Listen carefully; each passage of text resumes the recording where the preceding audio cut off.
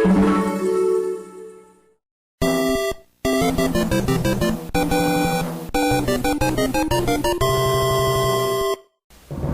back, guys, to another Friday Gamer Log. As usual, I'll be talking about the games that I've been playing, games that will be coming up here in the direct future for YouTube, and any games I would like to buy or have bought. So, without further ado, let's get this thing started. Alright, as far as Animal Crossing City Folk is concerned, I've been doing more of the same stuff that I usually do, selling stuff for money and whatnot. I also did the Easter event, and what you gotta do in the Easter event is the Easter Bunny will show up, Zipper T, and he buried 30 eggs around your town. Some of those eggs have foil in them, others have candy in them. Whenever you find an egg, you gotta open it. And like I said, some of them will have foil in it, and some of them will have candy in it. And if you find any of the foils, you have to take them back to Zipper T, the Easter Bunny, at the town hall. That's where he stands right in front of town hall. You gotta take it back to him. Whenever you take the foil back to Zipper T, he'll give you one of the egg items, which is items that you can only get on Easter Day. I managed to get all the Easter items. I gave them to my friend Seth so that he can get them in his catalog and everything.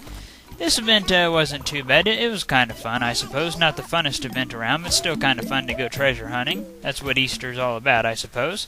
Here's all the egg items. The egg floor, the egg wallpaper, egg couch, lamp, bed, chair, toy set, stereo, dresser, you name it. I got one of each of them. For some reason, this stuff looked a little different than what I expected. I expected it to look more Easter eggy, not like breakfast egg. You see the yolk in them and stuff, kind of weird. The day after Easter was April Fool's Day, and so I went and seen Tortimer, and he played a little April Fool's joke on me, acted like he was going to give me some sort of special present, but instead he just gave me a leaf, a plain old leaf.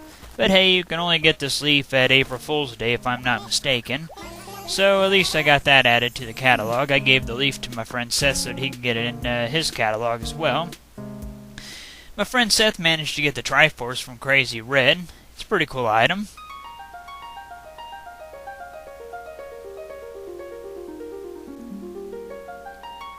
That's an awesome bit of music that it plays. Yeah, he got that from Crazy Red and let me pick it up so I can get it in my catalog. Then I ordered one. He also managed to catch a peacock butterfly. He got really lucky with it. I remember that butterfly took me a long time to get because it took me forever to crossbreed some dark hybrid flowers. And even after I got quite a few of them, it still didn't appear for a long time. And he got that within the first 10 minutes of laying those dark hybrid flowers down. So he got really lucky with it, but I'm happy for him.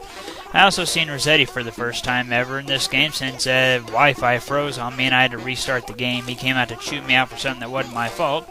But hey, it was still kind of cool to see Mr. Rossetti, I suppose, and something other than Smash Bros. As far as Mega Man X Command Mission is concerned, I went through every single path in the Eternal Forest. Now there's nothing left for me to do there. I also finished rescuing all the broken down Reploids that I could use for deployments and everything. So that's also good. I only had one more left to get, that Mega Tortoise. I also leveled up a couple of action triggers. I had no idea that I could level up Zero's action trigger. You level up his action trigger by inputting a certain amount of commands using the action trigger. He wound up learning the Zero Wave Slash and the Zero Skull Crush, which are pretty cool little moves, and they'll be useful so long as I'm not using Absolute Zero. I also leveled up Massimo's action trigger. I already leveled it up once, but it could be leveled up one more time. The way how I get it to its final level was to hit an enemy for over 10,000 damage. So I went and got some stuff to power up Massimo's attack and gave him pretty much everything that I could, and he wound up hitting for 12,000, which caused it to level up, of course. And the leveled up form is pretty neat, I suppose. After you do the initial damage that it does, the beam will also cause some extra damage with it, as you'll see right here. Here's the final form of it. You get to mash an extra button, so you get to power it up even more. And it doesn't look too much different visually, but it still seems pretty nice, and I'm glad to have it all the way leveled up now. As you can see, it does some extra damage. Pretty nice. You need more power. And like I said before, I got all the Reploids that I could send out for deployment. They all managed to reach their very max level. Every one of them got to the max level. There's only one place that I can deploy them to now, and that's the Melda Ore plant. I'm really happy that they all managed to get to their max level. I was beginning to worry that they wouldn't all be able to reach that, but I'm glad that they did. As far as Final Fantasy IV The After Years is concerned, I did a little bit more work in Ceodor and Kane's challenge dungeon. I managed to get at least one of every one of the big treasures that's hidden in the challenge dungeon. And once you do that, the treasures will reset and you can get all the big treasures again. So I'm doing that right now.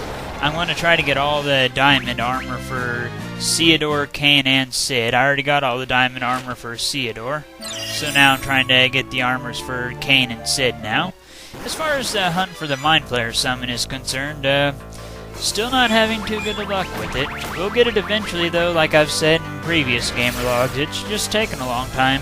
It has a 1 in 128 chance of dropping, so the chances aren't good that you'll get it, but I'm not going to give up until we do get it. As far as the run of Luigi's Mansion is concerned, I mentioned in last Friday's gamer log that I got the Fire Medallion. Well, after I got that, I went into a nearby hallway and seen this ghost here wandering around, so I lit up the candles that he's carrying using the Flame Medallion, which caused him to flee into this room, and that's whenever I fought with him. I managed to take him out pretty easily. A friend of mine told me to scan the mouse hole in this room for a surprise, and I promised him that I would. My friend Seth told me to scan the mouse hole in this room.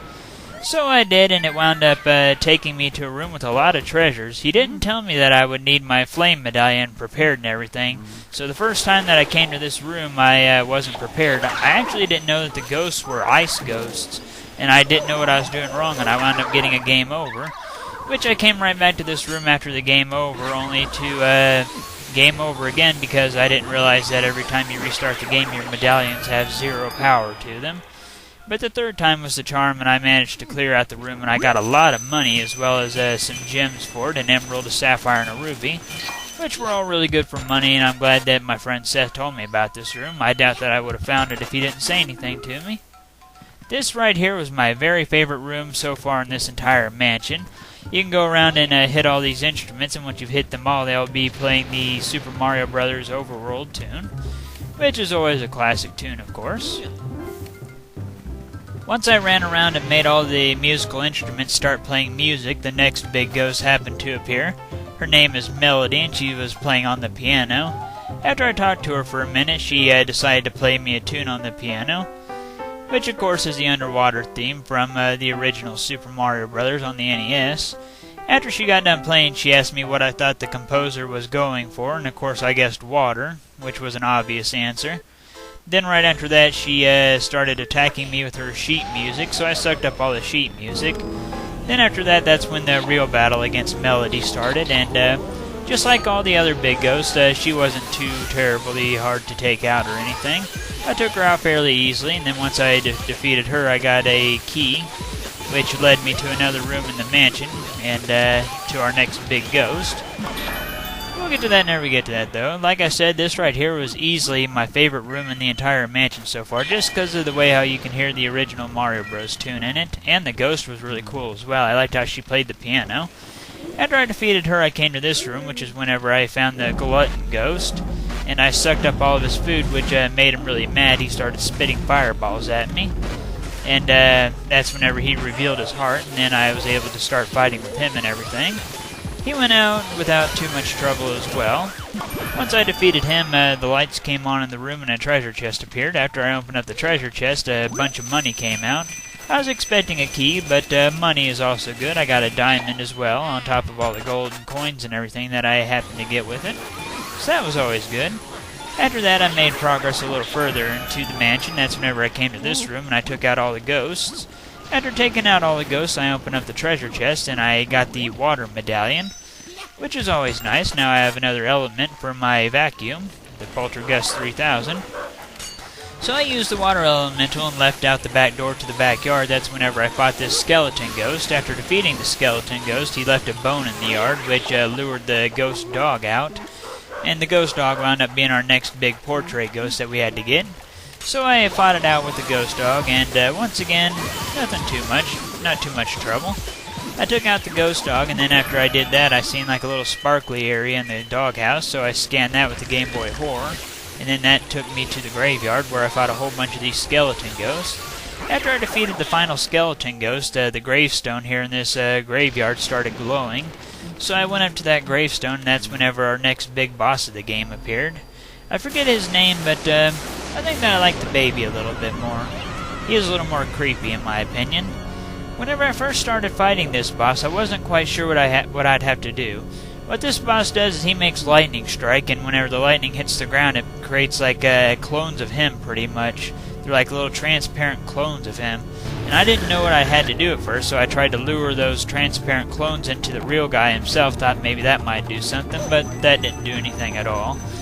But I found out pretty shortly after that all I had to do was suck them up and then shoot the boss ghost here, and then I could start attacking him with the vacuum. Once I figured that out, he went out really easily. Even easier than the baby, in my opinion. But after I defeated that boss, I got another treasure chest, which contained our next special key that leads us deeper into the mansion. From there, I went back to Egad's lab, and I emptied out the vacuum and into this little machine here that turned the ghosts back into portraits again. And from there, Area 2 of the mansion was completed and whatnot. It's always nice to see how much money you earn at the end of each area and everything. Like I said, I'm not too worried about trying to get a whole bunch of money. I'm just kind of getting whatever I happen to get. Which, of course, I do vacuum practically everything, so I'm bound to get a whole bunch of money. But I'm not really going for a whole lot. It's not like a big goal of mine or anything. I also took a little bit of time and got some of the booze that were hidden around the mansion. I like hunting for the booze because it feels like you're just kind of taking it easy with the game. It's more like a casual sort of thing whenever you're hunting for the booze, whereas hunting for the portrait ghost feels like it's a bigger part of the game. But whatever the case, though, I hunted around and got some more booze. I got 4 of them, to be exact, so now I've caught 15 out of 50 booze. Like I said in last Friday's Gamerlog, I really like that each of the boos has its own name. None of these 5 boos managed to escape me. I've gotten pretty used to capturing the boos and everything, so it's really not that hard. And, yeah, the ghosts, or the boos I mean, don't really fight against you too much. They just kind of run away, but they don't really pull away from you at all. You just got to make sure that you stay lined up with them. So the boos go down really quickly and really easily. And I went ahead and saved and quit after I caught my final boo, which is this one that you see right here. And I'm pretty sure that I'll find more boos later on, but I haven't seen any since I finished off Area 2. And as far as Super Mario Bros. The Lost Levels is concerned, I did a little bit more progress in that. I did my next file with Mario, of course. I keep switching back and forth between him and Luigi. I didn't use any warps or anything as usual, and I managed to beat the game once again, using the 1-up trick, of course. And once I beat the game, I tackled World 9 once again. And I happened to have Fire Mario as I went into World 9, so that gave me quite a bit of help. I always thought that they took away your fire power right as you entered World 9, but I'm glad that they didn't because I managed to actually beat World 9 this time. I made a joke last Friday's Gamerlog that it would be a miracle if I ever made it past World 9 one. Now here I am having World 9 beat. World 9 was fairly interesting because most of it was underwater and you get to see all the enemies from the entire game, which is really cool in my opinion. I especially like World 9-3, the background in it. It looks like you're in an outdoor castle. Kind of interesting. I know that the blue background is supposed to be because like the whole world is underwater and everything, but you're clearly not exactly in an underwater stage here. So I like the background color. It makes it look like you're in an outdoor castle or something. Or in an outside area of the castle, I mean. I found a vine and went up into the clouds and got me some coins in that level as well. I like the World 9-4 as well. You see some Japanese writing, which I'm pretty sure is supposed to say, "You are a super player," or "Great job," or something like that. Pretty sure that it says "You are a super player," though. And that's all that there was to World 9-4. But still pretty cool. After you beat World 9-4, it loops you right back around to World 9-1. I managed to get a 1-up as I was going through World 9, so I killed myself on purpose to see if you'd actually get to have another chance if you got a 1-up in World 9. Turns out you do get another chance if you happen to get a 1-up. You will not game over if you die once. You'll actually get to use that 1-up. So yeah, I have 5 stars now, and I look forward to getting more. I mentioned in last Friday's Gamerlog that in my Virtual Console version of the original Smash Bros. For the 64, I had unlocked everything except for the item switch. Well, I unlocked it now. Turns out that I only needed to do about 3 more matches before it got unlocked, so it didn't take hardly any time to get it all unlocked for me and everything. So yeah, I'm really glad to have everything 100%ed here in Super Smash Bros. For the 64. Even though I don't play it too often anymore, it's still good to have this game on multiple systems, and have it 100%ed again, of course. I remember back in the day whenever I first seen this game, I hadn't heard of it until I seen my friend Curtis playing it, and I could not believe it, because this was like my dream game. I always wanted a game where all sorts of Nintendo characters fought each other. And from that moment on, I've been a huge fan of the Smash Brothers. And I actually knew who Ness was before Smash Brothers came out because of my friend Curtis as well. He had Earthbound and showed it to me. So yeah, like I said, I'm really glad to have everything 100%ed again in Smash Brothers. As far as Super Mario Kart is concerned, I went ahead and started up the 150cc, and I managed to complete the Mushroom Cup, the Flower Cup, and the Star Cup. I got golds in all those. I haven't gotten gold in the Special Cup yet because I haven't had much practice in the stages. So I haven't gotten gold in the Special Cup yet, but I will get gold eventually. I just need to do a little bit of practice in the time trials and before I take on the Special Cup. And again, I've been giving each character their fair share of screen time and everything. I'm giving every character a chance. So far, my favorite characters are Peach and the Koopa Troopa. But we'll see how I like Mario and Toad as well. But other than that, I've used all the other characters. I just need to use Mario and Toad now. I used Peach for the Mushroom Cup in 100cc. I used Luigi for the Flower Cup in 100cc, and then I used Yoshi for 150 or Star Cup in 100cc. Can't wait to see how 150cc is going to treat me, because I found it kind of difficult now to get golds. I got pretty close in each of the races to getting second, so I'll probably have to practice up a little bit more before I take on 150cc. I also did a little bit more gaming with my friend Seth. We played Excitebike World Rally some more, got some more points and whatnot. We're getting a little bit closer to getting our next bike unlocked. We have a little over 200 points now between each of us, so that's good. Usually whenever me and him play Excitebike, it always goes one of three ways. Option A, I win 99% of the matches. Option B, he wins 99% of the matches. Or option 3, both of us win the matches 50-50. It never goes, I win most of the matches but he wins some, or he wins most of the matches but I win some. It always goes one of those three ways. I also did a little bit of Mario Kart Wii with my friend Seth and his wife Kaylee. And like I said in last Friday's Gamer Log, they absolutely love to pick the Shy Guy Beach stage. They love making fun of me with that. Here in Super Mario Circuit 3 of the retro stages, every time I try to take the shortcut, Kaylee just loved to throw her items at me. Screwed me up every time except for the last time, which even then it made me go into the dirt. Dang it. Whatever the case, though, we did 2 rounds. Seth got first place over on the first round, and Kaylee got first place over on the second round. I also played some Tatsunoko vs. Capcom with my friend Seth. It had been quite a while since I played this game. Seth has always kicked my butt at this game. If there's any game that he annihilates me at, it's definitely this. I enjoy this game, but he tears me apart in it. The win ratio for me is like 20%, the win ratio for him is like 80%. So yeah, he tears me apart in this game. Of course, my favorite characters here in Tatsunoko vs. Capcom are the Mega Man characters. I have nothing against Mega Man Volnut, but I never use him just because I never really played the Legends series. I usually use Roll and Zero. Of course, I use the Street Fighter characters a lot too, like Chun-Li and Ryu. And I've tried to experiment with some of the Tatsunoko characters. I like the Yatterman people and the characters like that. They kind of crack me up. I also played some Street Fighter 2, or Super Street Fighter 2 to be exact, with my friend Seth. We played on the Wi-Fi version of the Genesis Virtual Console game.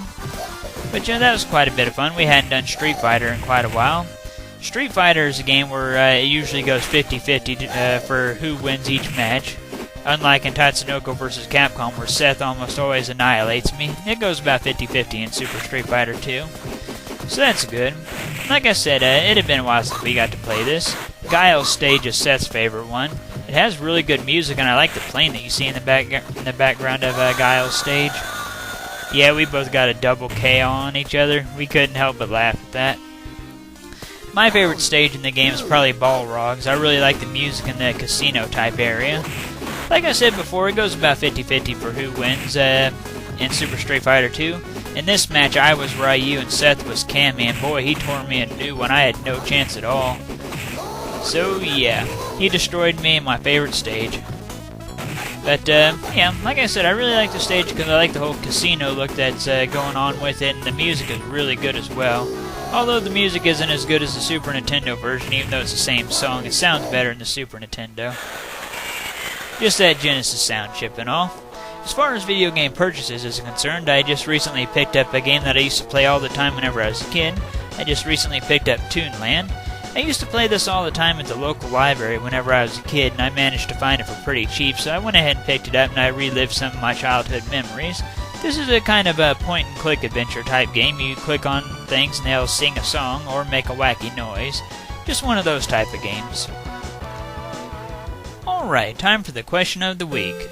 This week's question of the week has to do with video games, and it also has to do with a certain TV show. This week's question of the week is, who is your favorite Ninja Turtle? Is your favorite Leonardo, the blue-wearing leader of the group that uses the swords? Or do you like Raphael, the red-wearing, wisecracking turtle that uses the sais? Do you like Michelangelo, the orange-wearing party dude that uses the nunchucks? Or do you like Donatello the most, the purple-wearing technician of the group that uses the bow staff? Who is your favorite Ninja Turtle? And don't forget that if you'd like to submit your own question of the week, feel free to do so. Just remember to submit it through a message and not a comment. Any questions that are submitted through comments won't be included in next Friday's Gamerlog, so make sure that you submit your comment through a message. So yeah, that's pretty much what I've been up to. I didn't have very much time to do any more progress in Metroid 2 or Super Mario RPG or any games like that. But I'm still happy that I managed to finish off a couple more games like Super Smash Bros. I expected that one to take me a little bit longer, but I only had to do like 3 or 4 matches. I didn't realize I was so close to unlocking it. But I'm really glad that it didn't take too long. And hopefully we'll get the Mind Flayer summon before too much longer as well in Final Fantasy IV The After Years. We'll get it whenever we get it though. And well, that is it for this Friday's Gamerlog, and I'll see you guys next Friday. Thank you for watching.